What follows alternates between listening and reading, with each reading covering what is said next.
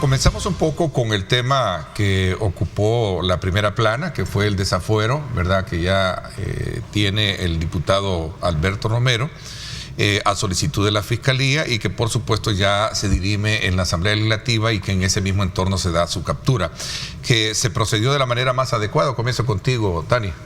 ¿Cuál es tu valoración? Bueno, son dos momentos completamente diferentes que hay que tener claros. El primero es cuando el fiscal general llega a hacer un requerimiento de antejuicio y petición de desafuero por el delito de enriquecimiento ilícito y por el delito de lavado de dinero. Luego, simultáneamente, mientras se está debatiendo eso o se va a debatir eso, hay una situación que no ha quedado completamente clara, pues hace falta escuchar la versión de las autoridades, en donde aparentemente el diputado Romero comete el delito de resistencia agresiva.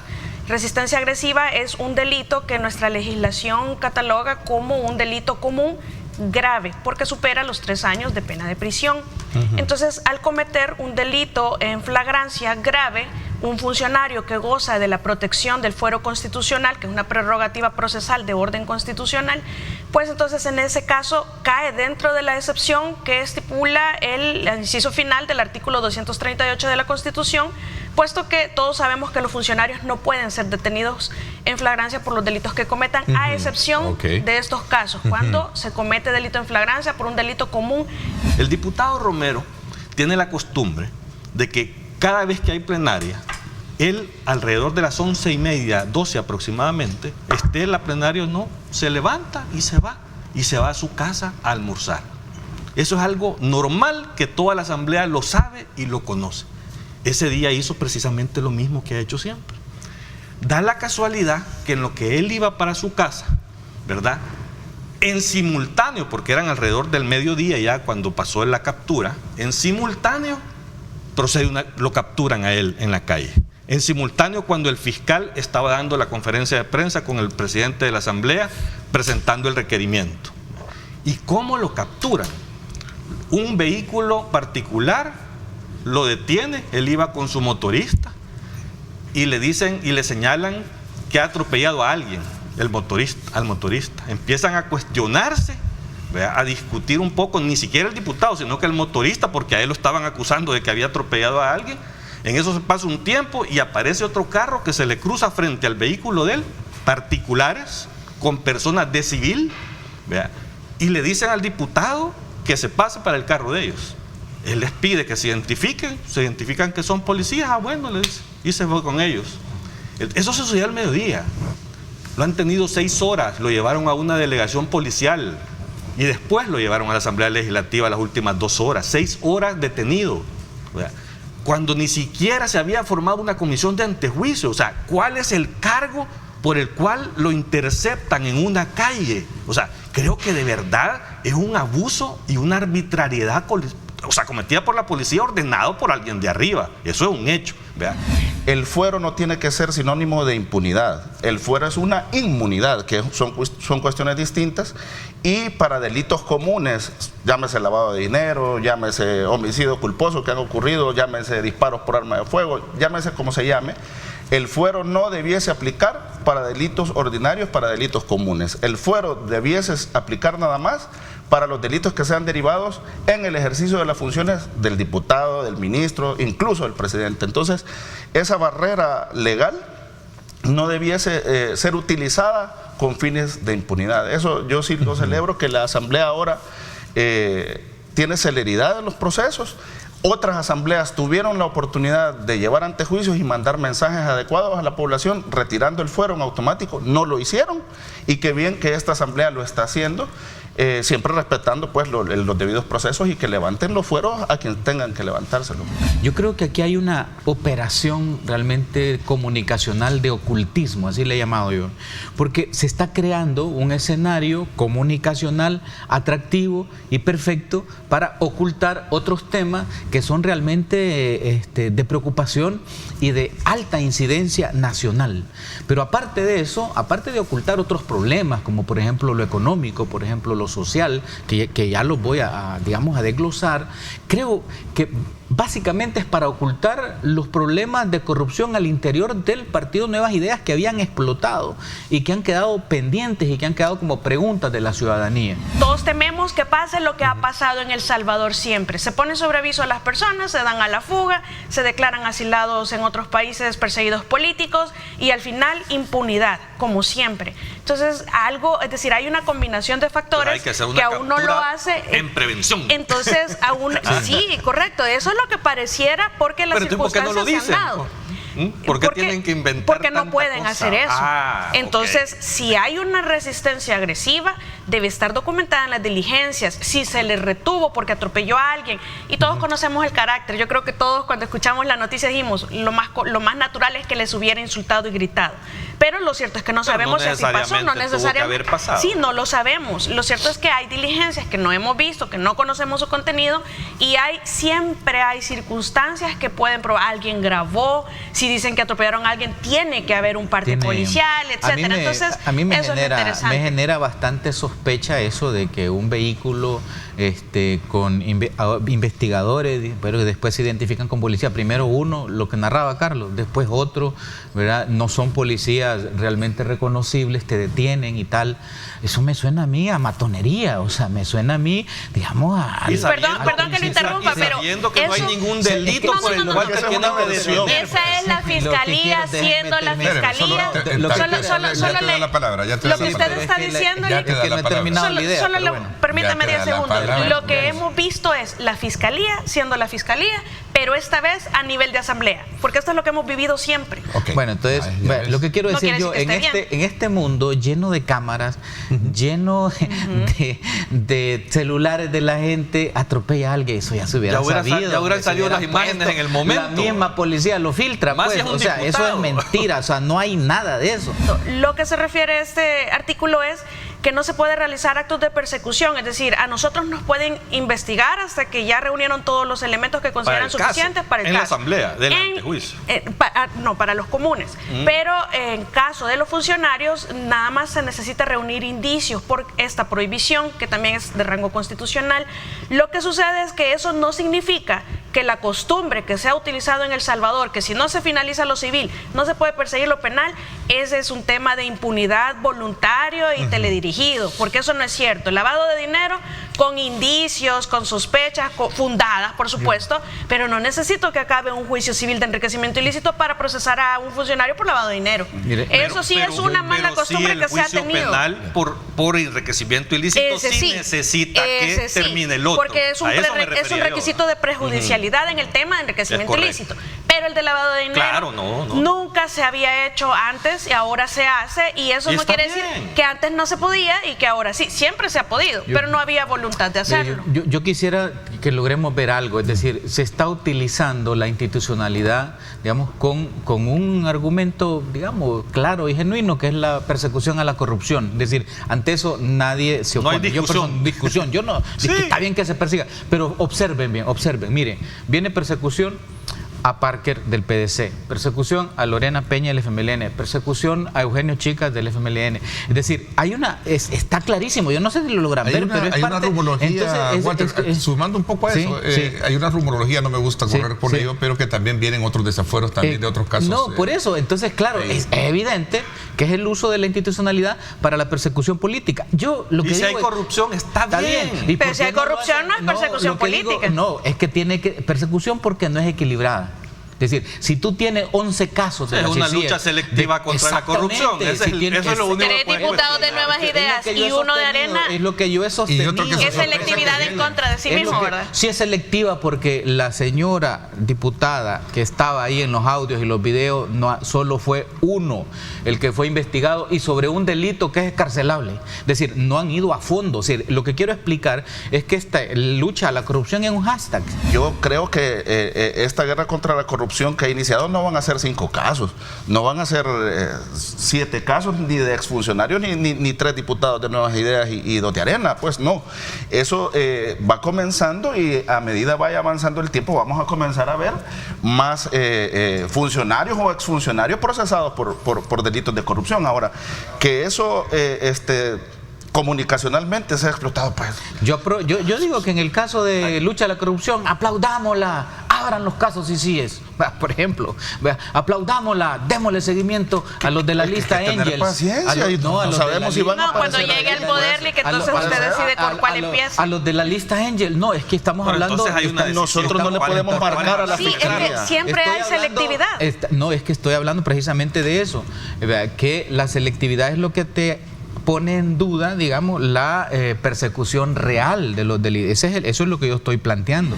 No hay capacidad instalada para responder a todo, pero de forma progresiva debe garantizarse que se pueda cada vez responder a más hasta llegar al todo. Es un ideal, Tania, pero lo cierto es que hay que seleccionar con base a parámetros. Esa selectividad personal e injustificada es la que no se debe permitir. Si se está con parámetros que, por ejemplo, yo voy a elegir perseguir penalmente un caso que me representa la probabilidad de recuperar $2 millones a uno que me representa la probabilidad de recuperar 50,000, yo creo que es evidente cuál es el parámetro de que debe seguirse, y así pueden haber más Aclarado parámetros. el punto, ¿no? ¿Ustedes cómo ven el análisis, cuál es el análisis que hacen de este método de elección? Carlos, comienzo ahora contigo. Mira, sobre el tema de la elección de magistrados de la Corte, no puedo decir más que es lamentable. Vea lo que ha sucedido. ¿Por qué? Porque seguimos haciendo lo mismo de siempre. ¿Vea? Repitiendo los mismos defectos, las mismas fallas, la misma forma de elegir magistrados de la Corte. La presidenta está vinculada totalmente al partido Nuevas Ideas. O sea, ahí no hay ninguna duda. O sea, y si revisamos su trayectoria, acaba de estar de presidenta, creo, del Instituto de Acceso a la Información Pública, con lo evidente que fue hacer a este puesto. O sea, creo que no vamos a resolver los problemas que tenemos de corrupción si seguimos manteniendo una Corte de Cuentas armada y configurada de la forma en que todo el mundo sabe que es incorrecto hacerlo. A mi juicio, creo que no podemos vetar de por vida a una persona. Aquí, de hecho, están prohibidas las penas perpetuas, pues entonces no podemos vetar de por vida a alguien que simpatizó o que buscó un cargo en algún partido político y que, por cierto, no llegó a ese cargo del partido. Y ya decir que por eso va a actuar de X o Y forma. Es una oportunidad para el funcionario desde que asume y de demostrar independencia y respeto a la Constitución y actuar de forma coherente en una institución tan importante como es la Corte de Cuentas de la República. Es visible, es notorio, es comunicacional, que estuvo en el Instituto de Información, de verdad, y ahí están los hechos, pues, ¿verdad?, que se implosionó ese instituto y ya no le sirve, pues, a la ciudadanía. Entonces, evidentemente es de observarla, ¿verdad? Es complejo porque los parámetros legales por los cuales se eligen ahí están establecidos. O sea, tú lo has dicho, pues, o sea, habría que hacer una completa reforma, digamos, dejar de lado la Corte de Cuentas y construir un poder de la Contraloría, ¿verdad? Tomar otros ejemplos de otros países y construir, digamos, un nuevo poder que pueda de verdad controlar los fondos públicos, porque hay un elemento aquí. Vamos a ver los hechos, pues, desde luego, ¿verdad? No se puede juzgar a alguien de antes, pero ya van a ver ustedes, va a haber una entrega de finiquitos express, va a haber bloqueos a finiquitos de otros. Observemos, hay de observarla, pues, pero aquí hay realmente una cosa de que cuando la Sala de lo Constitucional estableció, ¿verdad?, aquello y eliminan de tajo a ese magistrado por haber aparecido en un evento político, ¿verdad?, evidentemente se creó ahí, digamos, una jurisprudencia, en este caso, que habría que en todo caso haberla aplicado, ¿verdad?, aquí con ella. Pero bueno, está planteado ahí el tema. Yo lo que siento realmente es que la diferencia que prometieron hacer esta nueva legislatura, Nuevas Ideas, y que vamos a hacer diferente, y toda la oferta política electoral, ¿verdad?, de no ser como los mismos de siempre, están resultando los peores de siempre. Hay dos sobre los que, bueno, uno es magistrado actualmente y fue electo por la asamblea anterior. En el caso de la otra persona, pues no tiene trayectoria política reconocida, por lo menos no se le conoce nada o no encontré nada en redes. Pero el caso de la magistrada presidenta, que es el que yo creo que nos tiene en discusión a todos en El Salvador, cae dentro de la categoría que en el pasado, y por eso lo que corresponde es que la sala actual se pronuncie si acaso van a cambiar línea jurisprudencial. cae dentro de la categoría de afiliación de alguna manera, si estuvo formalmente afiliada porque fue precandidata, que no llegó a candidata, muchísimo más, es otro tema, pero hubo una vinculación formal, estaba formalmente afiliada al Partido de Nuevas Ideas. Si se separó del partido, pues ¿a dónde deja de tener o en qué momento de la historia, desde hace 2 años que se desafilia en apariencia, en qué momento deja de existir esa vinculación en apariencia material, que es lo que la Corte Suprema de Justicia en diferentes sentencias de inconstitucionalidad que ha declarado por vinculación de candidatos, que es lo mismo que pasó con el ex fiscal general, en qué momento se deja de tener esa vinculación material, porque fueron separados de sus cargos en el pasado diferentes magistrados, tanto de la Corte de Cuentas de la República como del Tribunal Supremo Electoral, incluso de la Corte Suprema de Justicia, por el tema de la vinculación. Es por eso importantísimo que se cumpla con la jurisprudencia, porque si bien es cierto, la Constitución ya nos establece cuáles son los requisitos para ser, en el caso, magistrado de la Corte de Cuentas de la República. También tenemos los requisitos de ley secundaria, pero importante retomar los requisitos de la jurisprudencia en estas sentencias, que son alrededor de 5 o 6 quizás aproximadamente, en donde se establece que debe haber una cualificación además moral, profesional, personal y técnica. Entonces también se han decretado o declarado inconstitucionalidades cuando no ha habido fundamento anteriormente. Claro. Sí, a ver, mira, yo creo que si algo camina como pato y le hace cuac cuac, definitivamente es pato, no es gallo. y el tema, yo lo veo más así, o sea, no es un tema solo de formalismo, de cuánto tiempo debe pasar o no, sino que es de las actuaciones, de la trayectoria de las personas. O sea, es que ahí es donde se eso determina, importa para determinar la vinculación material. Una vinculación. Yo puedo haberme desafiliado hace 2 años formalmente, ¿verdad? Pero pude haber cumplido un rol fundamental asociado definitivamente a Casa Presidencial cuando la nombran en el Instituto de Acceso a la Información Pública. O sea, yo le digo a los ciudadanos, vaya y revise el comportamiento de esta señora en esa institución y tome su valoración posteriormente. O sea, ella fue a cumplir un rol y un papel que es evidente que fue dinamitar y destruir completamente la institución. Claro, ¿vea? Y lo hizo. Entonces, ahora llega ahí, vea a qué va a llegar. O sea, ojalá cambie su actitud, ¿vea? Yo esperaría que la cambie, ¿vea? Y que de verdad combata la corrupción, porque es la única institución formal que queda para poder combatir esa corrupción y demostrar que de verdad tienen un interés por combatir la corrupción. Yo me hacía un ejercicio, digamos, hipotético de qué va a pasar, digamos, con esta nueva presidenta de la Corte de Cuentas, ¿verdad? Con casos sonados, porque tiene, digamos, de hecho, digamos, que arrancar casos cuando son ya públicamente claros, ¿verdad? Y son notorios ante la ciudadanía. La Corte de Cuentas tiene que se llama actuar de oficio. De oficio. Tú ves un caso de un funcionario, una denuncia pública en un medio de comunicación, ¿verdad? Se pide ampliación de información al medio, se le dan más información y de oficio tiene que iniciarla.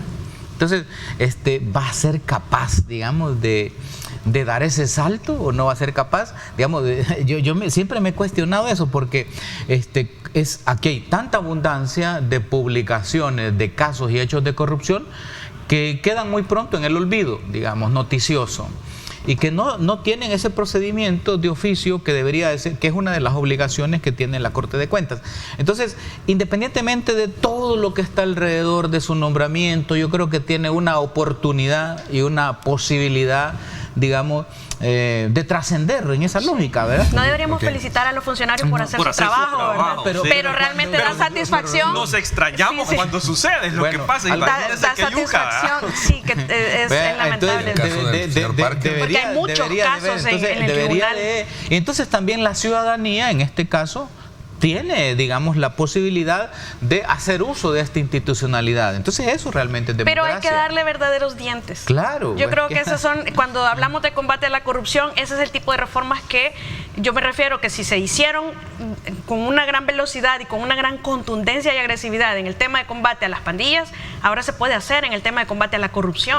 Y una de las reformas urgentes desde hace mucho, yo sé que hay muchas cosas urgentes, pero una de ellas es esta, la ley de ética gubernamental en el literal G o H de la ley de ética gubernamental realmente poco o nada es nepotismo en El Salvador, y lo que más se da es nepotismo cruzado entre una de las formas. Entonces, una ley de ética gubernamental reformada con verdaderos dientes, con consecuencias duras, o una ley contra el nepotismo. Hubo un proyecto por ahí que fue una copia de la ley de Argentina, sí, pero bueno, hay que hacer reformas contundentes que combatan verdaderamente a la corrupción, porque eso es, ya tuvimos un ejemplo que fue muy efectivo. Entonces, ¿qué es lo que vamos a buscar al final? Si allá se erradicaron las pandillas, aquí buscamos erradicar los corruptos y los impunes. Pero necesitamos sentar las bases legales, la estructura, el aparataje para tener verdaderamente contundencia, porque los corruptos ocupan muchísimos mecanismos de ocultación de sus corrupciones. Entonces, siempre lo van mejorando. Entonces, el Estado tiene que ir adelante. Sí, yo estoy de acuerdo con lo que dice la LIC, porque en realidad las instituciones tienen que fortalecerse. Parte de vivir en una democracia es que las instituciones funcionen y den resultados. Y sus funcionarios. El caso que Walter menciona de la comisionada, pues quiere decir que las instituciones funcionan. Hay una condena que quedó en firme, el Tribunal de Ética, pero eso es un mensaje claro, y qué bien porque se hizo, ¿verdad? Lo que sí es que también hay que estar expectante de otros casos que pueden llegar. Totalmente de acuerdo en eso. Cuando uno cuestiona a veces las cosas, es esa selectividad de la que hemos estado hablando siempre, porque más que todo con esto de la prescripción de los 10 años, hay muchos casos del pasado que están en la sección de probidad, que están en manos de la Corte Suprema de Justicia, de personeros vinculados al gobierno actualmente, que ahí están guardados. ¿Por qué no los pasan? Van a esperar a que prescriban. O sea, es que ahí es donde cuestionamos nosotros el combate efectivo de la corrupción. O sea, a todo corrupto le llegará su día y está bien que lo procesen, que lo demuestren y que lo venzan en un juicio. Hay que darles el debido proceso, todos sus derechos y todo eso. Pero si ha robado, que lo echen preso. Yo no tengo ningún problema, sea quien sea. O sea, si principalmente, vuelvo a repetirlo, ¿por qué Arena y el Frente no están gobernando? Precisamente por esos problemas.